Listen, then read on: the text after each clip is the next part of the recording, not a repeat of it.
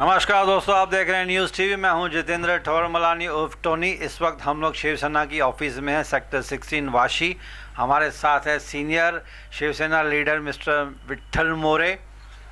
इनकी जितनी तारीफ़ करूं बहुत कम है, ज़्यादा तारीफ़ करूंगा तो आर्टिफिशियल लगता है, बट मैं इनको सच्चे दिल से मानता हूं। जब कभी भी कुछ ऐसे इशू होता है तो मैं सबसे पहले इनको ही रिक्वेस्ट करता हूं। और अच्छी बात है कि ये टाइम भी निकालते हैं, हालांकि बिजी शेड्यूल है। जिला प्रमुख की इनकी पोस्ट है नवी मुंबई की, तो ऑब्वियसली आप समझ सकते हैं कि कितना ओवरलोडेड, कितने बर्डन हो गए इनके ऊपर। तो दोस्तों, एक और मुद्दा अभी इनके साथ मैं डिस्कस करने जा रहा हूं, इनकी जो कमेंट्स, इनके एक्सप्लेनेशन। अब अयोध्या का जो इशू था वो तो सुप्रीम कोर्ट ने रिजॉल्व कर दिया, वहाँ पे तो अब मंदिर बनने जा रहा है। अच्छी बात है, सब हिंदू धर्म के लोग खुश हैं, काफ़ी मुसलमानों ने भी इसको सपोर्ट किया है, अच्छी बात है। लेकिन अब मुझे ऐसे लग रहा है कि ये अब 2-4 दिनों से एक और मस्जिद है जो कि काशी में है, उसके ऊपर भी कुछ लोगों ने पिटीशन फाइल की है कि इसकी सर्वे की जाए, इसकी जो हिस्ट्री है उसकी जांच पड़ताल की जाए, उसकी वीडियोग्राफी की परमिशन दी जाए। तो matter has been reported to the supreme court. अब वहाँ पे कुछ लोग नाराज़ हो गए। अगर इस तरह से चलता रहा कि हर मस्जिद के पीछे अगर सर्वे की जाएगी, या हिंदू धर्म वाले कहेंगे कि ये मस्जिद के पहले 500 साल पहले या 400 साल पहले मंदिर था, उसकी खुदाई की जाए, तो कहीं ऐसा ना हो कि ये अनरेस्ट वाली एक सिचुएशन हो जाए। तो मैं चाहूँगा कि सीनियर लीडर शिवसेना, जो कि शिवसेना मतलब हिंदू धर्म को बहुत ही कट्टर तरीके से मानने के लिए आप फेमस हैं, शिवसेना हिंदुत्व का बीज बोया है हमारे बाला साहब ठाकरे सम्राट जिनको बोला करते थे, आज भी हम उनको मानते हैं, पूरी जनता मानती है उनको। तो सर, आपका क्या विचार है कि इस तरह से अगर धीरे धीरे करके हर मस्जिद को खुदाई की जाएगी या सर्वे की जाएगी तो कहीं अनरेस्ट या दंगे फसाद होने के चांसेस हैं? कहीं ऐसा तो ना हो कि हिंदू और मुसलमानों के बीच में एक ऐसी दरार पड़ जाए जो आगे चल के हम सबको तकलीफ में ला दे? देखिए, 15 अगस्त 1947 में हम लोग स्वतंत्र हुए। आज हमारे देश में डेमोक्रेसी है। हमारे डॉक्टर बाबा साहब आम्बेडकर जो महामानव, और आज हमें बोल सकते हैं कि दुनिया में एक उच्च विद्या विभूषित ऐसे हमारे राष्ट्र पुरुष, इन्होंने हमारे देश के लिए राज घटना दी, और उस राज घटना में हमारा पूरा देश आज इकट्ठा काम कर रहा है। डेमोक्रेसी होने के कारण हमें हर किसी को अपना मत, हमारा अपना ओपिनियन व्यक्त करने का अधिकार है।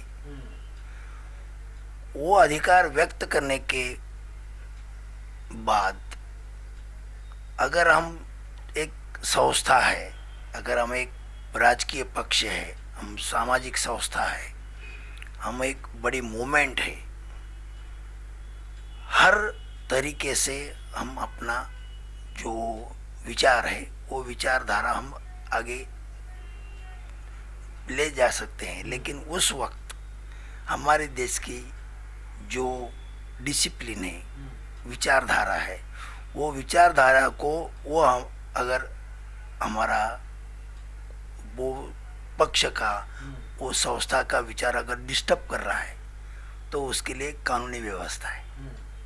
वो कानूनी व्यवस्था यहाँ पर गलत काम नहीं होने देंगे। जैसे भी अभी अयोध्या का मसला कई सालों से चल रहा था, उसके ऊपर बड़े आंदोलन हुए और कोर्ट कचहरी जो सुप्रीम कोर्ट तक ये सब मामले चले।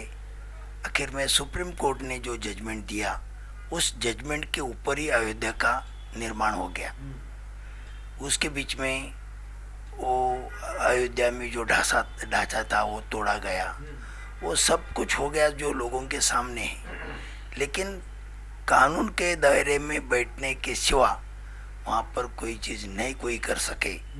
इतने साल गए इसके लिए। अभी आज भी कोई अगर बोलता है भाई इस मस्जिद के नीचे शंकर भगवान का मंदिर था, तो ऐसा बोलने से कोई वहाँ पर खुदाई होगी नहीं, और वहाँ पर कोई उनके मन के हिसाब में काम नहीं हो सकता है।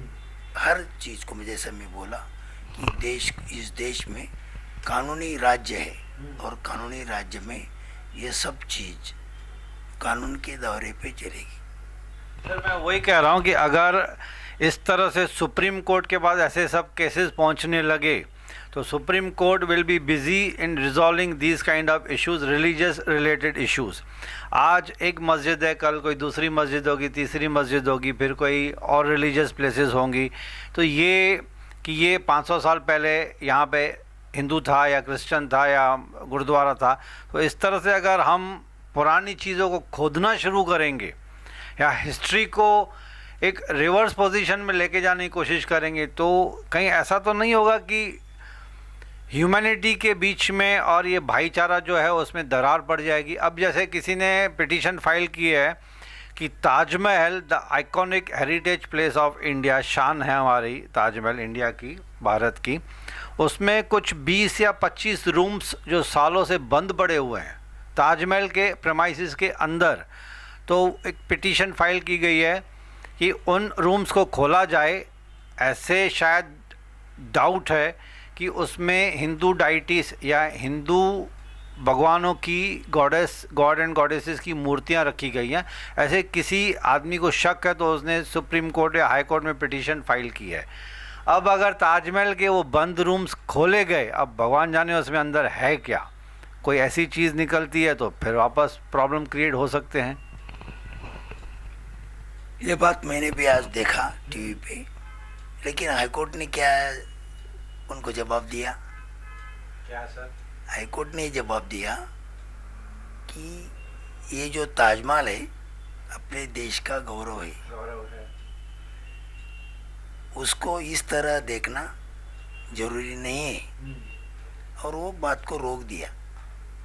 रही बात आपके मन में या आपने जो यहाँ पर बात रखी कि जो अंदर 20-25 रूम जो बंद है, उसके अंदर कुछ भी अगर हिंदू देव देवता के वहाँ पर स्थापना होगी उस वक्त, और वो इसके लिए वो मंदिर रूम बंद किए हैं, तो उसको अगर खोलेंगे तो ये सब मामला दोबारा बढ़ेगा। देखिए, अगर वो बात सही है या वो बात गलत है, ये दोनों को प्रूफ तो करना पड़ेगा। ये प्रूफ करना कोई गलत नहीं है। अगर उस वक्त जो ताजमहल क्यों बनाया, ताजमहल बनाने का जो मकसद था वो लोगों के सामने है, और ऐसे टाइम में अगर उनको ये बात करनी पड़ेगी जो हिंदू देवता के मंदिर अंदर है या हिंदू देवता की स्थापना अंदर हुई है, और उन्होंने उनके लिए स्वतंत्र मंदिर रूम बनाया और बंद कर दिए, तो वो ओपन भी होना चाहिए, उसके ऊपर निर्णय होना चाहिए, खोदने की जरूरत नहीं पड़ेगी। रूम बनाया है, अभी देखिए उसमें क्या है, हर विषय के एक्सपर्ट लोग होते हैं, वो उनका निर्णय लेंगे।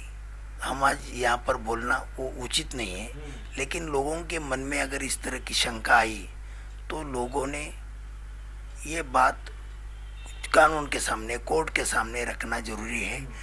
हम लोग बिना समझदारी से इसके ऊपर बात करना, काम करना अपने देश के प्रगति के लिए उचित नहीं है।